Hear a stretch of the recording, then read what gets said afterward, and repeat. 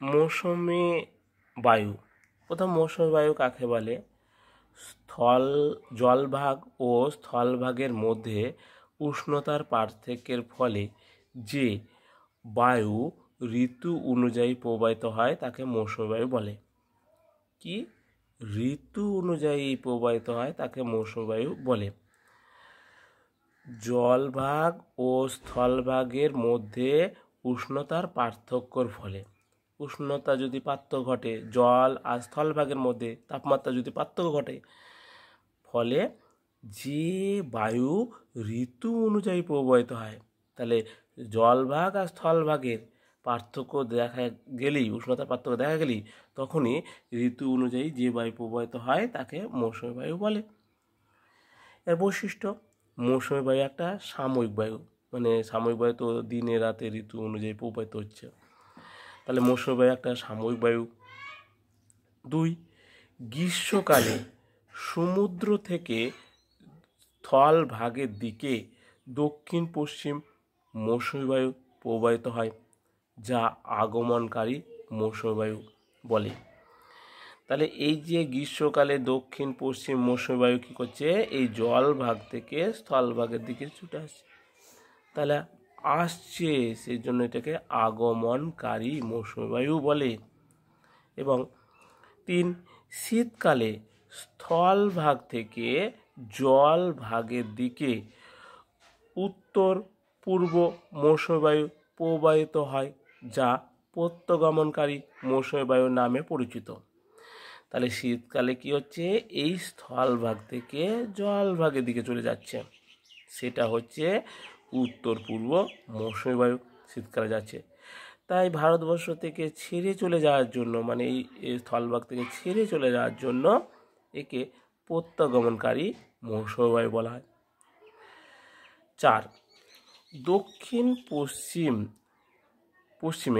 পশ্চিমে বর্ষাকালে মৌসুমি বায়ুর আগমনে গ্রীষ্মকালীন একটানা শুষ্কতা পর হঠাৎ প্রচুর বৃষ্টি হলে তাকে বার্স্ট অফ মনসুন বলা হয়।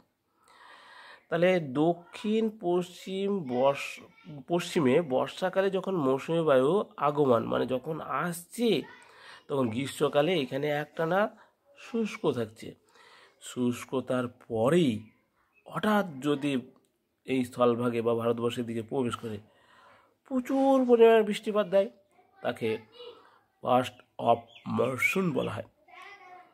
5, মৌসুমি বায়ু একটানা না হয়ে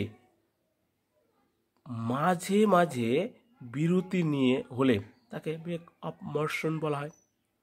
তাহলে মৌসুমি বায়ু এই যে একটানা বৃষ্টি হচ্ছে না, কোনো জায়গায় বৃষ্টি হলো, তারপরে থেমে গেল, জলীয়বাষ্প সংগ্রহ করছে, যে আবার বৃষ্টি হচ্ছে, থেমে গেল, আবার পরে জলীয়বাষ্প সংগ্রহ করছে, আবার বৃষ্টি হচ্ছে, এই যে থেমে থেমে হচ্ছে, সেই জন্য একে ব্রেক অফ মনসুন বলা হয়। তাহলে মৌসুমি বায়ু একটানা না হয়ে মাঝে মাঝে বিরতি নিয়ে আরাম করে নেওয়ার পর যে বৃষ্টি হচ্ছে, সেটা ব্রেক অফ মনসুন বলা হয়। 7, মৌসুমি বায়ুর আগমন আর প্রত্যগমন ধারাবাহিকভাবে অভাব হলে তাকে মৌসুমি বায়ুর খামখেয়ালিপনা বলে।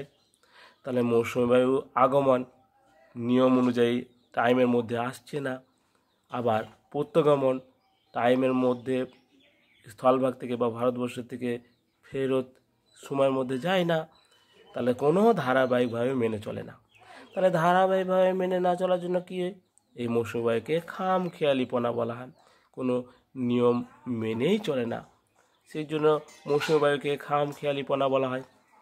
7, আগমনকারী মৌসুমি বায়ু কারণে মৌসিমরামে বিশ্বের প্রথম 1249 সেমি বছরে বৃষ্টিপাত হয় এবং চেরিপুঞ্জে বিশ্বের দ্বিতীয় বৃষ্টি অঞ্চল 1147 সেমি বছরে বৃষ্টিপাত হয়ে থাকে। তাহলে যখন দক্ষিণ পশ্চিম দিক থেকে মৌসুমি বায়ু কী করছে? যখন ভারতবর্ষে প্রবেশ করছে, তখন এই মেঘালয় অঞ্চলগুলিতে মৌসুম নামে বিশ্বে প্রথম স্থান দখল করেছে, প্রচুর পরিমাণে বৃষ্টিপাত হয়। আর চেরাপুঞ্জে দ্বিতীয় স্থান দখল করেছে এই মেঘালয়। তা আগমনের জন্য মৌসুম নামে বিশ্বে 1349 সেমি বছরে বৃষ্টিপাত। আর দ্বিতীয় চেরাপুঞ্জে হচ্ছে 1147 সেমি বছরে বৃষ্টিপাত হয়। আর ফলস্বরূপে মেঘালয় রাজ্য এশিয়ার সর্বাধিক বৃষ্টিবহুল রাজ্য খ্যাতি পেয়েছে। ফলস্বরূপে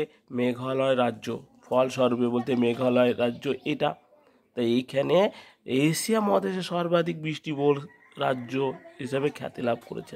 সব থেকে বেশি বৃষ্টিপাত হয় এই এশিয়াতে। 9, আগমন ও প্রত্যাগমনকারী মৌসুমী বায়ুর কারণে আগমন আসার জন্য এবং ভারতবর্ষ বা স্থলভাগ থেকে ফেরত যাওয়ার জন্য এই করমণ্ডল উপকূলে বছরে 2বার বৃষ্টিপাত হয়। এই আগমন জন্য এই করমণ্ডলে একবার বৃষ্টিপাত বর্ষাকালের দিকে, আবার শীতকালে যখন ফেরত চলে যায় তখন এই বঙ্গোপসাগর থেকে জল নিয়ে আবার করমণ্ডলে একবার বৃষ্টিপাত দিয়ে চলে যায়। তাই করমণ্ডল উপকূলে বছরে 2বার করে বৃষ্টিপাত হয়। এই হলো মৌসুমি জলবায়ু সম্পর্কে। এছাড়াও মৌসুমি জলবায়ু আরও বৈশিষ্ট্য রয়েছে, 180 ডিগ্রিতে পরিবর্তন হয়, পরে আমি আরও ব্যাখ্যা করব। এটুকু আছে।